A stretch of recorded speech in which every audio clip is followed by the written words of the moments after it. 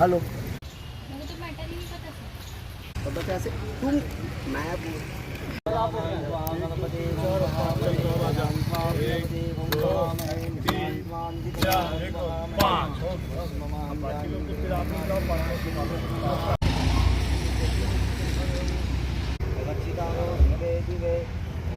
Ward number 25 शीतलावता ward के नागरिकों के लिए वार्ड में गाड़ी की व्यवस्था नहीं, पार्किंग नहीं होने के कारण बहुत सारे लोगों को तकलीफ़ होती है जिनका घर गलियों में है और वो गाड़ी कहीं रोड बाहर में खड़ा करते हैं तो गाड़ी असुरक्षित रहती है। उसके लिए वार्ड नंबर 25 के नागरिकों के लिए यहाँ पर वाहन पार्किंग के लिए आज भूमि पूजन हुआ है और यहाँ पर एक चौकीदार भी रहेगा जो सब गाड़ी वाले मिलकर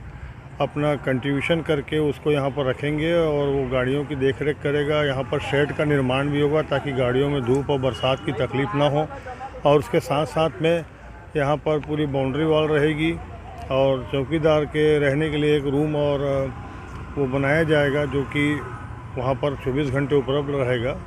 ताकि गाड़ियाँ भी सुरक्षित रहें और सतत निगरानी में रहे और कोई आ रहा है तो उनके लिए गेट खोलने के लिए या कोई तकलीफ़ का सामना ना करना पड़े। चुनाव के समय के मेरे घोषणा पत्र में भी था,